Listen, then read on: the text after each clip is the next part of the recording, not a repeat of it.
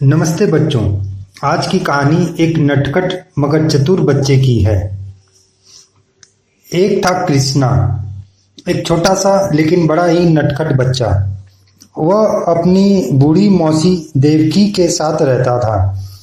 देवकी मौसी उसकी शरारतों से कभी कभी तंग आ जाती थी, लेकिन कृष्णा की चतुराई देखकर उनके होठों पर मुस्कान भी आ जाती थी। बहरहाल एक दिन देवकी मौसी का धैर्य जवाब दे गया।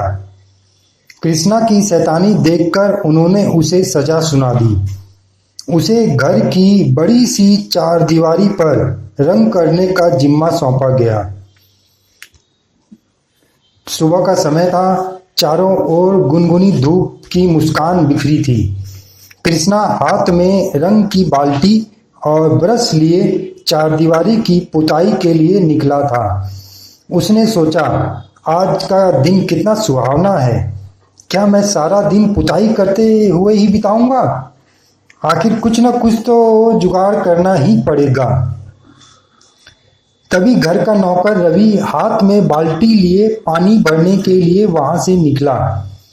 कृष्णा ने उसे प्यार से बुलाकर कहा, सुनो रवि, अगर तुम मेरी जगह पुताई करने को तैयार हो जाओ तो मैं तुम्हारे लिए पानी भरकर ला दूंगा। कृष्णा के बहुत कहने पर रवि आखिरकार पुताई के काम में लग ही गया। पर तभी सामने से देवकी मौसी आती दिखाई दी। वह हाथ में खाली बाल्टी लेकर भागा। वह यानी कि रवि। कृष्णा फिर उदास भाव से पुताई में लग गया। अब कोई और तो बचा नहीं, तो उसी को पुताई करनी पड़ रही थी। लेकिन अब भी उसकी उम्मीद खत्म नहीं हुई थी। कुछ देर बाद आयुष से खाता उछलता कुत्ता वहां आया, उसके पड़ोस का मित्र। उस समय कृष्णा चारदीवारी के एक हिस्से की पुताई कर एक कलाकार की नजर से उस चारदीवारी को देख रहा था। कृष्णा चतुर था ना, इसलिए वो पहले ही देख लिया था कि वो यहाँ आ रहा है, तो इसको अब किसी तरह से फंसाऊं। इसीलिए वो दीवार को इस हिसाब से देख रहा था जैसे कि बहुत बड़ी कोई ड्राइंग कर दिया। आयुष ने बड़ी सहानुभूति से कहा, अरे कृष्णा, आज तो तुम्हें काम करना पड़ रहा है। कृष्णा हंसकर बोला, काम? तुम इसे काम कहते हो? अरे रोज रोज चारदीवारी की रंगाई पुताई करने का मौका किसे मिलता है? तुमने कभी की है क्या? कभी? मैं तो इतना खुश हूं कि तुम्हें क्या बताऊं। मुझे एक नया काम, नया मेले तो खेल है ये। अब तो सारा नक्शा ही बदल गया था। आयुष ने मन ही मन सोचा, काश मुझे भी थोड़ी देर पुताई का मौका मिल जाता। फिर उसने बड़ी मनुहार करते हुए कहा, कृष्णा, जरा मुझे भी पुताई करने दो ना। अब कृष्णा के नखरे करने की बारी थी। वो समझ गया कि ये मेरे चाल में फंस गया है। तब वह कृष्णा बोला, आयुष, क्या कहूं, देवकी मौसी नहीं मानती हैं। यहाँ रवि भी पुताई करना चाहता था, पर मैंने साफ मना कर दिया। अगर कुछ गड़बड़ हो गई तो जानते हो मौसी मुझे कितना डांटेंगी। अब आयुष ने और भी विनम्रता से अनुरोध किया, देखो ना रवि, मेरी बात पर विश्वास करो। मैं बड़ी सावधानी से पुताई करूंगा, कहीं कुछ गड़बड़ नहीं होगी। और हाँ, बदले में मैं तुम्हें अपना ये सेब भी देता हूँ, इसे खाओ और आराम से बैठो। बताओ मुझे कहाँ गड़बड़ी कर रहा हूँ तो मैं वहां ठीक कर दूंगा रंग करते हुए। कृष्णा ने बड़ा एहसान दिखाते हुए अपना ब्रश छोड़ दिया और आयुष उसे अपना सेब देकर उसकी जगह खुशी खुशी पुताई करने में जुट गया। थोड़ी देर बाद कुछ और भी लड़के आए। वे आते ही कृष्णा को चिढ़ाने की कोशिश करते, मगर किसी न किसी तरह चतुर कृष्णा की बातों में फंस ही जाते। चारदीवारी थी काफी बड़ी और एक से तो पुताई होती नहीं, इसलिए एक जन थकता तो दूसरा ब्रश को हाथ में लेकर जोश से पुताई करने में जुट जाता। सब लाइन लगा के रख के देखी, मेरी बारी कब आएगी, मेरी बारी कब आएगी। कृष्णा आराम से एक तरफ बैठा उन लड़कों के काम को देख रहा था और उन्हें टोकते भी जा रहा था, भाई ऐसे नहीं, ऐसे पुताई करो तो चारदीवारी खिलेगी। लड़के सोचते कहीं उनके हाथ से ब्रश न छीन लिया जाए, इसलिए वे कृष्णा का एक एक काम बड़ी अच्छी तरह से मानते।